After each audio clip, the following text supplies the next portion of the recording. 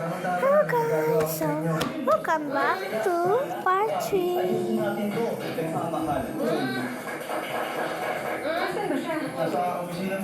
Nemo siya guys, si Nemo. Diba guys, si Nemo So ngayon, bubuha tayo ng kanyang box. So let's go. Kung kakalabanin ninyo ako, you will get nothing. Eh wala, isaksak nyo sa maaga mo. Anak ko ang nagpasala sa'yo. Hindi ang apo ko. Ay, arantalan mo si Bobby. You know, Vince was very instrumental sa pagtigil ng bentahan ng drugs sa school. What's not to like about, pero masyado bang bata si Faye para magkapunta? Glenn, please don't hide your So kailangan first step is masabi kami natin. Susiya ko sa labas.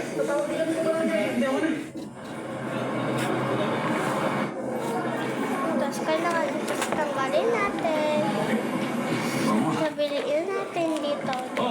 So kailangan nakabalik siya.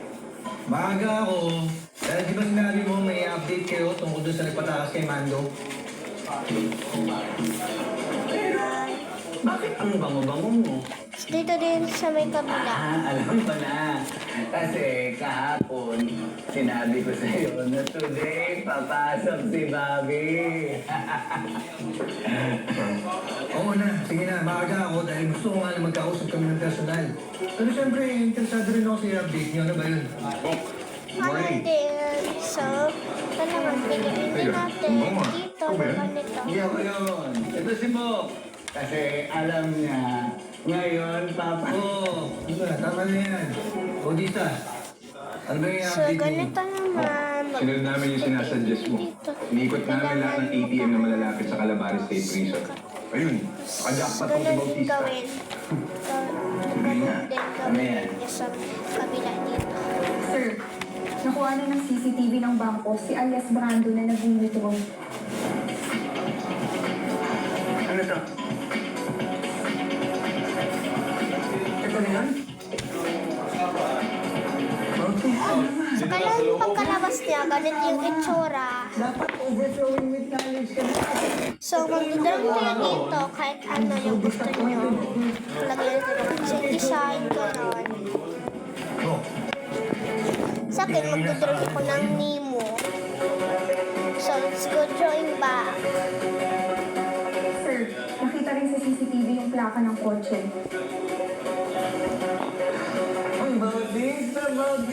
Bautista. I'm so proud of you. Galing-galing mo talaga. Thank you, sir. Dami mo talaga natututunan sa akin. Ang galing mo, ah.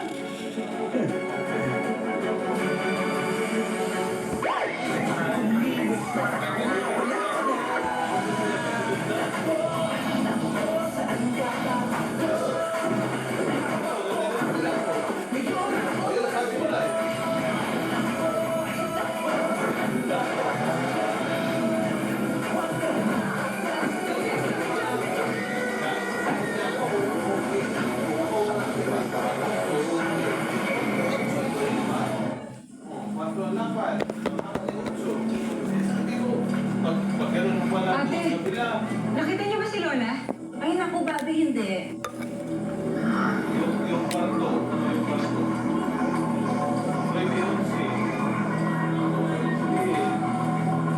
Bobby, Ano? tumawag na kami sa barangay. Wala daw si Kapitana dun. Eh, nasa na kaya si Lola? Bobby, wala ka naman sigurong kaaway na sindikato, di ba? Kasi nung last time nawala si Kapitana di ba? Eh, wala naman akong hawak na kaso ngayon eh. Bigaya. Pwede. Oo, ma. Ano yun? Ano yun? Abdul, ikaw na magkwento. Ano, Bobby, kasi kasama namin si Kapitana kagabi. Eh, rumon na kaming tatlo. Tapos, nakasalubong namin si Ma'am Sophia. Tapos pinagbantaan mo Sophia si Kapitana. About dun sa mga yun. Ano?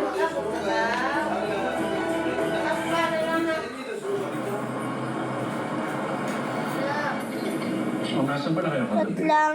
Nung umuwi kami ni Faye, wala kayo dito.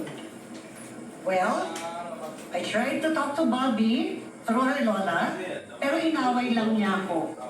Mommy, baka naman kasi combative ka kaagad when you went there.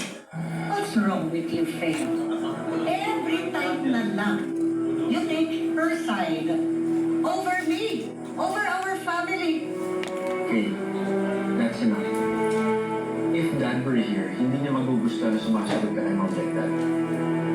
Kuya, if Dad was here, kasama natin si Ate Bobby mag-breakfast. She will be part of this family.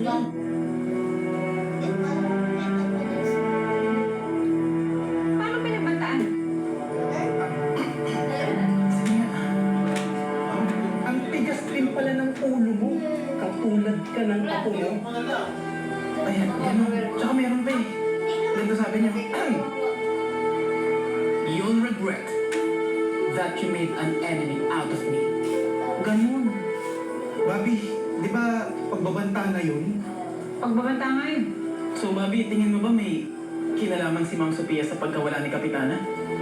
Teka, di ba may iniwan ng calling card si Ma'am Sophia in case na magbago yung isip ni Kapitana? Ay, oo, nasa taas! Tara! O, halika. Naman play that game, ha? If Dad was here, hindi ka niya hahayaan makapag-date sa lalaki. Lalo na sa dating stansya. What? Kuya, akala ko ba you like Vince? Yeah, as a person. Pero bilang lalaki para sa'yo, hindi. Faye, that is unacceptable. Tigilan mo na yung makikipagkita dyan sa lalaking sinasabi ng kuya mo. Fine. Sige. Pagtulungan niyo ako.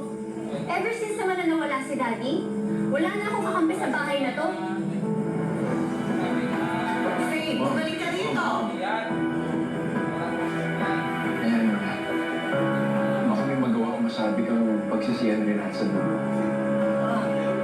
Ay, Manong Glenn! Padami ng padami na lang ang problema pinipigay ng daddy mo.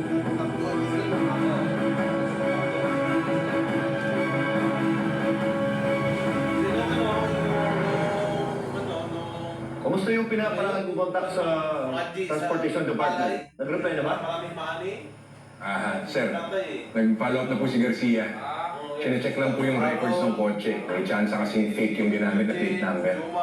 Kaya sana, kotse niya nga talaga to. Tapos dito din sila. Kasi galing sila sa Sabong. Dumaan sila dito. Ano lang. 2 days lang yung Libre Enriquez.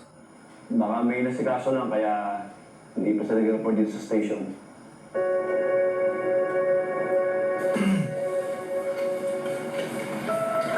Masyado na ba akong mag-brief, sir? Oo, Bob. Para kang nang lutang eh. Pasensya na, sir. Ngayon lang talaga kami magkakausap niya, hindi ka sa personal eh. Hindi ubra yung patawag-tawag at lalo lang kami hindi nagkakaintindihan. Ano, kundi, isa lang ang masasuggest ko sa'yo. Pagdating sa babae, kaya good luck. Dahil walang expert yan. I second the motion. Meron ako nakuha informasyon. Yan yung address at taong hinahanap natin. Siya si Dante Eusebio. Check yung address. Oh guys. Sir. So with me, our life upstairs. So maganda Boring naman itong ito. pinapagawa sa atin ni Boss. Alam mo, mabuti na yung boring. Kasi nakatambay lang ako sa loob ng safe house. Yun ang boring. Alam mo, sa sobrang desperasyon ko na makalabas ng bahay, gusto ko magpalit tayo ng isura eh. Kaya lang, lugi ako eh. Oy! Mr. Campus third runner-up to nung kabataan, no? Third runner-up. Bakit na kayo naglalaban? Dalawa? Sira ulo. Yung founders maraming kawayan. Bad trip, may date pa naman ako. Ikaw, Mendy. Oo, kanina pa ka naghihintay sa kondo niyo. Nagdala kang phones. Yun, tulak nila. So guys, ganito lang yung lahat ko guys. So, comment kayo dyan kung tutuloyin ko ba to kasi natulagan ko. So, comment nyo sa baba. Comment kayo ng part 4 sa baba. So, bye guys. Ito yung drawing ko.